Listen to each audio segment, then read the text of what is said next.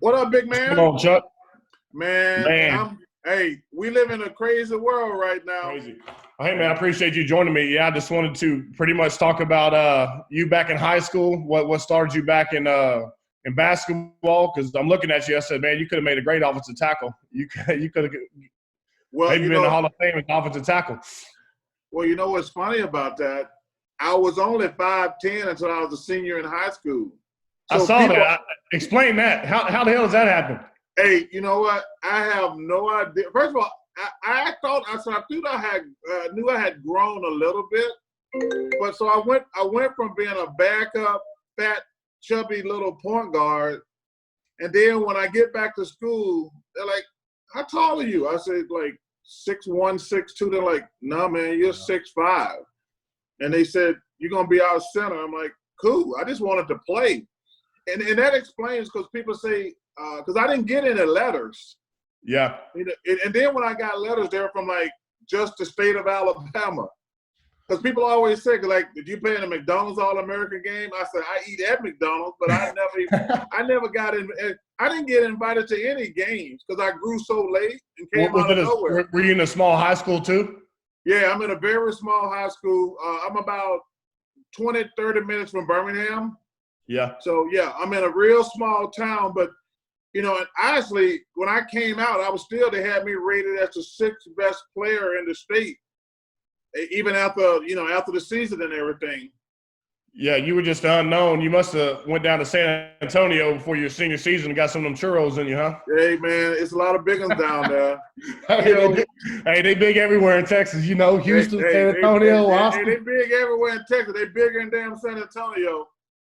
You know, think about it. Listen, I've been going to see the Spurs for the last 20 years. They're the Patriots of the NBA. They're in the playoffs every year. And you're like, we got to go to San Antonio. And two things you know, it's going to be hot as hell down there, and there's going to be some big ones. Going to be some big people walking down by the river walk. Oh, yeah. And I always give them a hard time. I said, first of all, that ain't no river. It's a creek. It is a creek, isn't it? It's a creek. It ain't no river. They call it the river walk. I said it should be the creek walk. But you know what? They take it with good fun, and I appreciate that. Creek walking. So how many kids did you have in high school? Because I went to a small school too. I had like 33 kids in my graduating class. So as far as not getting we had right at 100. 100? Yeah. And you know, let's say, and the thing that was really cool about my high school, you go K to 12 together. So, like, you know, everybody in their families. Yeah. And it's a great way to grow up because, you know, I always tell people, I don't know, you know, you see all the crap these kids have to go through when they grow up in, like, big cities with violence and, you know, and things like that. I says, we just have to worry about cows and chickens and things like that. We constantly get monitored by somebody. Everybody knows what's going on. Oh, hey, listen. And you can't do that now because these people are crazy. Like you get a beating on the road if you in the wrong by one of your neighbors, then you get beat twice as bad when you got home. Yeah, that's just how it was. Yes, that's how it is growing up in a small town. So you went to what made you choose Auburn? Just because it was close to home? No, Auburn was my third choice. They were no good at basketball. So you know, I was really close to my mother and grandmother. So I said I was going to go to UAB, which is in Birmingham, but they made it to the Elite Eight and had everybody coming back. Yep. Alabama was my second choice. They're about 45 minutes from Leeds, and they had everybody coming back, and they signed the best big man in the country. So you looking for somewhere where you could get out and get running right away. Yeah. So then I go down to Auburn. I go down on my visit. They had lost like 12 games in a row. I said, hey, I'm going to play with these bums. I can play here. No pressure. You know, I tell kids all the time, the number one choice when you're trying to make a decision where you're going to go to college, you better go there where you're going to get some playing time. Yeah. Because if you go somewhere, first of all, that's going to be the first time you're away from home. And if you a long way from home and ain't getting to play, school's going to suck. Them first 2 years Auburn, are tough. Yeah. The first 2 years of college is tough. Oh, no question. And I told people, Auburn was the best decision I made in my life. It was a great school. And we turned the basketball program around. In my 3 years there, we went from never being above 500 to us getting the March Madness. And I tell people that's one of my proudest accomplishments ever. It was probably fun too, just from taking it from where it was and then to where you elevated it in that short of time. Probably a lot of energy in the building. Well, it really, a lot of energy came in the building, but it helped me learn how hard it is to be successful. Yeah. Because, people take it for granted on every level how hard winning is. And it just shows you, man, like, no, man, you guys are not working hard enough. Y'all not putting the time and the effort in. And that probably was a good blessing in the long run for me to figure out, like, how hard you have to work to win. Because every level you go to, I tell people, high school shape ain't college shape, and college shape ain't NBA shape. Because what happened to me, I was really talented in college, but I weighed about 292, 95 pounds. Big body. Yeah, you should have been playing tackle too. Yeah. At that point, I want to tell you something. I did play football one day, and then I realized y'all were freaking nuts out there. Sure. I played football one day, and I realized I wasn't tough enough for it. And the one thing I tell my friends, football and boxing, you can't have talent and play those sports. You got to be tough mentally. And I played that one day. I was on the D-line, and you really, you just bumping the guys for 2 or 3 hours every day. I'm like, nah, this ain't for me. Yeah. I tell all my football friends that I say, hey, Coach, I appreciate the opportunity, but I don't want to do this every day. I'll tell you, it's a different shape when it comes to football and basketball. Usually after football season, you think you're in shape and you get out there in that court and start sucking wind pretty quick. But it's just that mentality, the physicality, the mentality. Like, you have to really be all in on football. Like in basketball, you can skate around because, you can be out there and be cute and dainty and stay out of the action. Yeah. You can't stay out of the action in football, especially on the offensive line and defensive line, which are the two most physical positions in sports. Yeah. Hey, if I had to do all over again, I'd be throwing a baseball right now. Hey, listen, I'm not mad at that. I'm not mad. So what year, in college, what time did you think, okay, I can make it to the NBA? Was it going into your second year or your third year? You're having great years, but when did you start getting that confidence where you knew you could make this for a living? I knew after my second year that I was good enough to play in the NBA because my coach said to me, son, do you know you led the SEC as rebounding as a freshman? I says, yeah, somebody told me that, but, you guys don't, I don't go around looking at stats and everything. That's a good thing. Back then, y'all didn't have that. Y'all didn't have them phones looking them stats. No you question. Find out the hard way. And then after my sophomore year, I led the SEC in rebounding again. But I couldn't score because I was only averaging like 10, 12 points a game those first 2 years. So I got together with my friends and said, yo, you should work on your offensive game this year. It says, we want you to lead the league in rebounding one more year, but spend this whole year working on your offense. And I stayed for my junior year. We got to March Madness, which is a big deal. I really improved offensively. I was always – the thing that was going to get me to the NBA was rebounding. Yeah. And I was like, okay, I'm good. But I had to work on my offensive skills, and I used my whole junior year just to work on offense. And then I got lucky. I got very lucky with Moses Malone, who's my dad. Moses, when I first got to the NBA, I wasn't getting to play. And me and Moses happened to live in the same building. Mm-hmm. And I said, Moses, can I come up and see you after practice? He said, sure, young gun. And I said, I'll be up late afternoon sometime. So I go up there and I said, Moses, why am I not getting to play? He says, you're fat and you're lazy. And I said, what? He said, Charles, you're fat and you're lazy. He says, you can't play you can't play just like that. Hey, and that's the way he was. He was like E.L. Hutton. He didn't speak much. When he spoke, it meant everybody listened. There was some wisdom behind it? So there was some wisdom behind his words. Oh, no question. And he said, Charles, you can't play in the NBA at 295 pounds.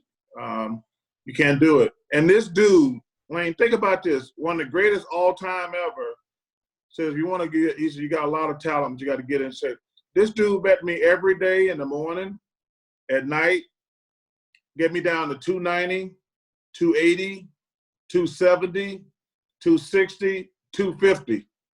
And it changed my whole entire life.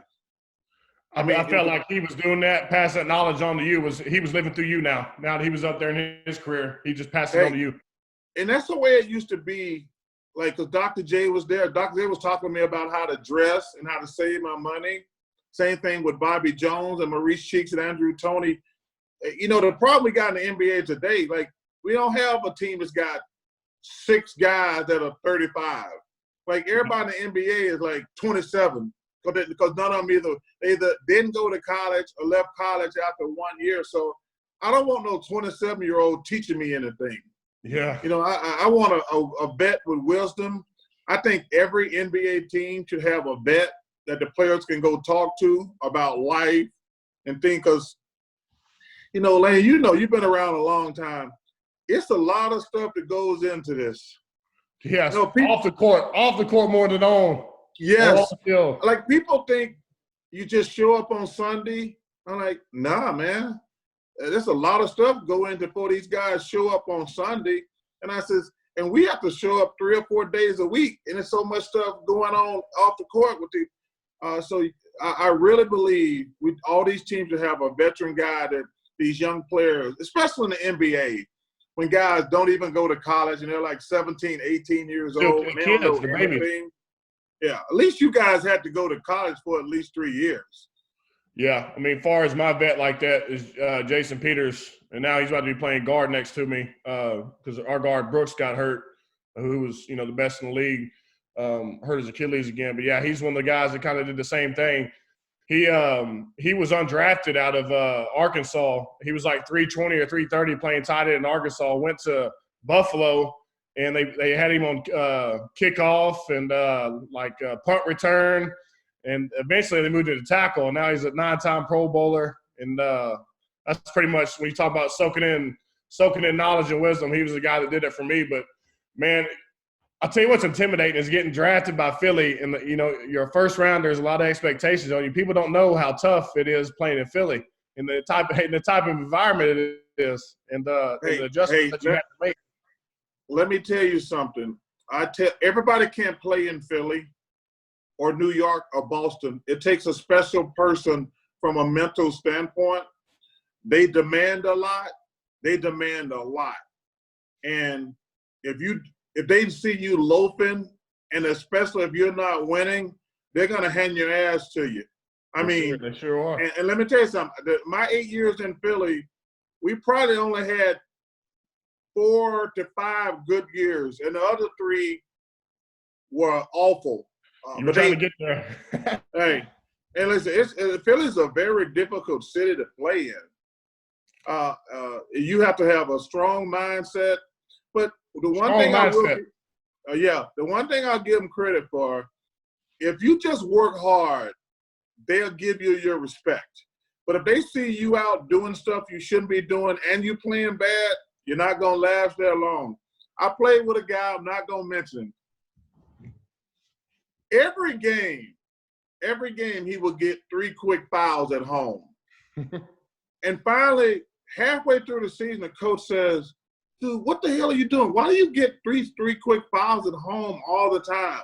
He says with a straight face, Coach, I do that intentionally. He's like, why? He says, some of the stuff these fans are saying to me, I can't take it. And when I go to the bench, they leave me alone. And we didn't know whether to laugh or cry. We did not, like, this is a true story. We did not know whether to laugh or cry. Because – he was just trying to get rid of the tension. Yeah, no, because he was sincere. Yeah, that's funny. That's funny as hell. Yeah, like, he was in pain. He's like, I cannot take what these fans are saying to me. But once I go to the bench, they're not screaming stuff at me. It was crazy. I remember telling Sean Bradley one time, one of my friends said, hey, man, why don't you talk to Sean Bradley? I said, why? He says, his wife is talking back to the fans in the stands. I was, oh, hell no. Yeah, I said, hey, that's a bad idea. So I called my friend who actually still works for the Sixers today. And I said, yo, man, please let me talk to Charles Barkley. Because I didn't get to him in time. And like 5 games in, they ran her out the stands. And then I was like, hey, man, y'all got to get to her. When they insult your husband, you go down in a box even more. Don't say something. Don't try to defend your husband. Because, hey, them Philly fans, woo, they do not play. The good thing about it is, as stressful as it is, it's also a great motivator. So it'll motivate you like no other to get out there and play well. I feel like. Hey, listen, and you guys, the Eagles are what's interesting for me about Philly. So I only live in Philly during the summer now. And when you guys won the Super Bowl, I told people, I said, they deserve it because so I've been in Philly since 1984. And I said, the Sixers won a championship. The Phillies won a championship. That don't even matter to Philly. As long as I've been in Philly, it is a 100% Eagles town. It's the craziest thing. I mean, like I say, I've been there since 1984. And the level of excitement, and I only live there during the summer, so I'm right in the heat of when everything's cranking up. And the level of excitement for the Eagles is unmatched in any sport in Philadelphia. It's like a religion up here. It's like Texas football. Pretty soon, I grew up in Texas. It's like a religion, you know. It is. It's, you know, so I wasn't a big NFL fan because growing up in Alabama, we don't have an NFL team. It's Roll Tide or Auburn. Yeah, so it's Roll Tide or War Eagle. And then when I go to Philly, you know, I'm hanging out with Randall Cunningham, Reggie White, Jerome Brown, Clyde Simmons, Jordan, Andre Waters. And these guys, I'm like, unbelievable. So now I turn into a big old Eagles fan.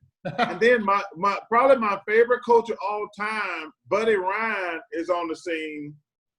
And I'm like, I'm going to Eagles game and hanging out with these guys. Man, it was so much fun becoming a pro football fan. And to this day, they said, why are you an Eagles fan? I like, yo, man, I'd never been around pro football before, and I come to Philly, and I'm going to Eagles game and hanging out with the players. It was fun. You got a good dose of it. Man, I mean, obviously your NBA career was, unbelievable. Hall of Famer, but I feel like you have more fun doing what you're doing now as far as commentating and just being around the guys that you play with. I feel like you and Shaq have a good chemistry on the set. I love watching that, and as far as spreading humor, there's not two guys better than y'all two. Well, Lane, you're gonna come across this soon. Whenever your career is over, you got to find something to do. Yes. Because I tell the guys, because everybody says I'm just gonna relax. Well, that's gonna be great like the first 2 months, then you're gonna go bored to death. And coaching to me is too hard and too much work. A lot of time. And I said, hey, let me try.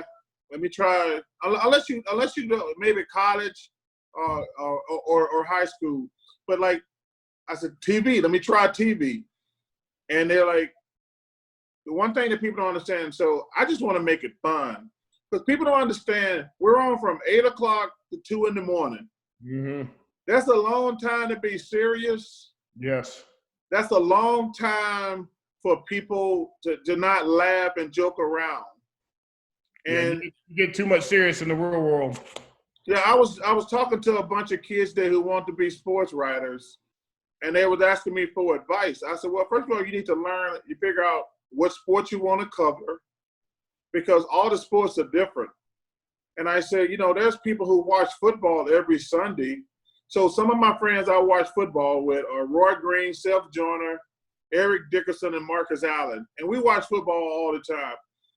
And they'll say, oh, man, that wasn't the quarterback's fault. The wide receiver ran the wrong routes.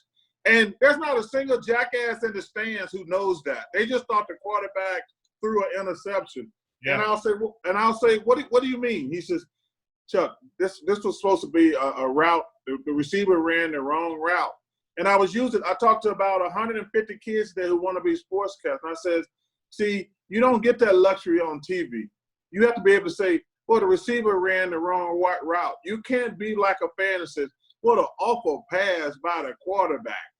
I said, behind it, what you're saying. Yeah. And I said, number one thing you got to do if you want to be a sportscaster, you got to know your job. Mm-hmm. You got to. I said, I think all you kids want to be good sportscasters, but you got to know your sport you're talking about. Don't go up there and say, because now people gonna say, oh, this dude have no idea what he's talking about. This girl got no idea what she's talking about. So you have to be pretty quick anyway. I feel like. Oh yeah. I feel like, far as identity, I mean, obviously that transition. How was the first couple of years outside of retiring? Was it adjustment period, trying to find what you wanted to do, or did you know right then and there what you were going to get into? I knew right away what I was going to get into, but what I figured out right away, the hardest part for me was criticizing players. Like, that's the part that sucks the most, because yes. I know, like, listen, first of all, I was a player. You know exactly how it is. But you got to be fair to the public, because they're sitting there watching the guy play like crap. I can't lie on TV. But I also feel like I know this guy's got a wife, a girlfriend, mom and dad, kids. So I try to, even when I criticize a guy, I try to have fun with it. But some of these guys take it personally. I've had probably 25 guys or their agents call me, and I'll say, hey, let me explain what I said, and we'll talk it out. But I always finish the conversation like this, and it pisses me off too. I says, you guys never call me when I give you a compliment. I said, you only call me when I criticize you when you play like shit. And I says, you guys have never picked up the phone and said, man, Charles said I was a great player, or that was a great play or great pass. They only call you when you criticize them 1 out of 10 times. Yeah. That's the crazy part, man. It's a total different era now with social media compared to what it was back when you played. Now it's unbelievable as far as the distractions you have to stay away from. It's almost too much information overload. Well, what's crazy, we've had players come out to me, Kenny, and Shaq after they got interviewed after the game. They unchecked their phone at halftime. That quick? Yeah, one of their friends said something that we said in the first half at halftime, and like you would not know that unless you had your phone on checking it at halftime. And we always laugh when it happens, but it is kind of funny. But these kids, man, they so into social media, too much actually. Yeah, and I guess they kind of form that to their identity now. That's what it's taken over. How many followers you got, how much influence you got, how much clout you got. The game's kind of changed compared to what it was. Well, it's so funny. So I did a conference call last week with young guys who are going to be Nike players. And it was about 20 players, Joe Burrow and a bunch of the guys who were #1 draft pick, telling them what it's like to be part of the Nike family. And there's one wide receiver to piggyback on your point, like, says, yeah, how's Nike going to help your brand? And I said, young fella, why are you worried about your brand? You ain't played it down yet. I said, let me tell you something. I said, you ain't got no brand. I said, you know what's going to get you a brand? Kicking ass on the football field. One of the problems we got with these young guys today, why are you worried about your brand? You ain't played a game. I said, if you play football well, you're going to have a brand. Don't worry about your brand. Like, yeah, how's Nike help your brand? I said, they didn't help my brand, so I became an all-star over and over and over again, became an all-NBA player. I said, you ain't got no brand. We don't care what you did in college. Did they get mad? I said, you don't understand the NFL, do you? We don't care about what you did in college. We got a bunch of grown-ass men here who are trying to win. So we don't care. Like, you worried about your brand. We're worried about keeping our jobs and winning games, because this is the first time in y'all life that y'all, like, people really get hired and fired. I mean, they very seldom fire high school coaches or certain college coaches. But like in the NFL, it's a very short window. If you don't win, you don't get, because you got all these fools on TV that get paid to talk about you every morning, and it drives me crazy. So they get to dictate what everybody else thinks for the rest of the day. Yeah, and they get to tell you, if you listen to them, they'll tell you what you are. Yeah. They'll let you know what you are as a player. And like, wait, this dude ain't never touched a ball before. Yeah. Yeah, but he's going to tell you who's – and see, the thing that drives me crazy about that, Lane, they talk about every sport. That's what drives me crazy the most. They can't just stay in their own zone. They have to get into other areas. But they try to act like, well, I know who's a good pitcher or who's a good hitter. I know who's a good forward or defenseman in hockey. I know who's a good football player. I know who's a good – like, how do you know that? And you never played before. Yeah, trying to be just because they pay you to – oh, dude, you know, the one guy I hate more than anything in the world is Skip Bayless. I hate that. I hate that dude more than anything in the world because he goes big game hunting, what I call it. He just pick out the biggest targets and say – He's good at it, though. He knows how to press them buttons. He knows how to antagonize. Yeah, but you know the problem with that, Lane, is these people believe what we say. That's why I have a problem with Skip. Because the reason I'm going to always tell the truth and not lie about a guy, there's somebody in Montana, Maine, South Dakota. They never going to meet the guys we're talking about. Mm-hmm. So if I get on TV and say bad things about him, they're going to believe it. Mm-hmm. And that's why I hate Skip so much. Because, you know, listen, and it is sad that unfortunately we live in a world that, shit, I saw it on television. It must be true. It must be true.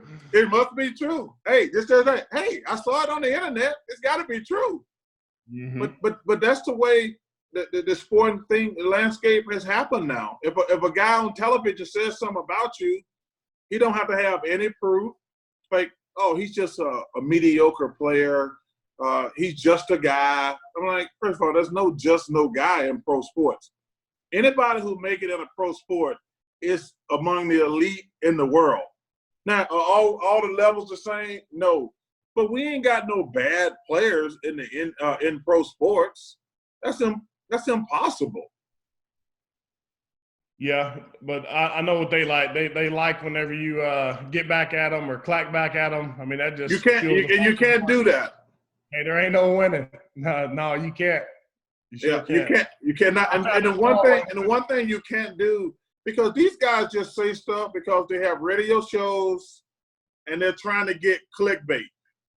Mm-hmm. And see, that's so when I've been speaking to a lot of college teams, I do that a lot, and I told them, like, be careful on social media because it doesn't matter what they say to you. But if you say something bad to them, if you've been drinking or you're mad or had a bad game, ESPN only going to put the shit that you said to them. Yeah. I mean, they can say anything to you. So you can't ever let your guard down. So that's why when they say something about you, you just got to let it go and keep it moving. Yep, that's the truth. Besides playing golf in your off time, what else have you gotten into? Do you do any fishing? I know you. That's all. You know what's really, and I shouldn't be bitching and complaining because a lot of people have lost their job during this pandemic. So I'm a little hurt, but I'm not gonna complain. So you know, we normally get the entire summer off. Really? So all I do is play golf and fish every day. And now, starting tomorrow, I'm stuck in Atlanta. I had to block off 83 straight days, Lane. So I'm gonna be. So it's gonna be tough. And like I said, we work from 8 to 2:30 in the morning most nights. So I'm just trying to get some golfing and fishing in. But those are my two favorite things in the world to do. That's what I like doing. I feel like when you're fishing, you just so in the moment. The time flies. Ain't no worries. That's what I grew up doing. I love doing that stuff, especially in off season, because right now, just like you said, it's about to be over. Well, you know, growing up in Alabama, my grandmother, we grew up really, really poor, but every Friday and Saturday we went fishing to make because I grew up with three brothers and my mother and grandmother. And my mom was a maid, and my grandmother worked at the meat factory. So to make ends meet, as soon as I got out of school on Friday, and first thing Saturday morning, we went fishing. Go catfishing? Catfish, bass, brim. Hey, whatever hit. Hey, anything we can deep fry, we're good. Hey, I tell you, there ain't nothing better than that. Put in those. Ain't nothing better than that. And but so that's how we made the extra food on the weekends and throughout the week. I mean, we'd go for 3 hours on Friday, and then first thing Saturday morning, and then I had to come back home and cut the grass. I mean, that's the tough times right there, brother. Kids need more of that these days instead of being. No, they idiots. They want to spend all their time on social media and video games. Like some zombies. So, hey, yeah. it'd be good if the world could roll back about 30 years. It was so funny when I was talking to these kids this morning, and they were between 10 and 17. It was about 150 kids. And I told them something. I had the parents laughing in the conference. I said, you guys are so dumb. Y'all think it's always been an internet, right? Yeah. And the parents just started laughing. I said, they're like, and these kids like, That's not always been an internet. No, there's not always been an internet. But it's just so funny. These kids, they actually think that. Like, what? We've always had the internet. I'm saying, yeah, not quite. Yeah, back in the day, there wasn't no phone calls to get home. If that light pole was on, that meant get your ass home. No, hey, that was the light pole. Hey, when that light comes on, you better be home. My grandmother, we lived in the projects. So right on the corner, there was a pole. And that was just like, hey, don't let that light catch your ass out past dark. I mean, and there'll be some times you can see that light starting to come on, and me and my brothers in a full-blown sprint. I mean, it was hilarious. I mean, it was awesome. We were in a full-blown sprint to get there before that light came on full. Man, the good old days. Well, hey, man, I didn't want to take up too much of your time. I appreciate you joining me. We're about to start back training camp, and you're about to go back to work. So I guess playtime is over, and work is soon to begin for both of us. Well, listen, man, I want to thank you for having me. You know I'm a big Eagles fan. You take care of yourself, stay safe, and it was my pleasure. Anytime, brother. Yes, sir. I appreciate it. All right. Take care of yourself.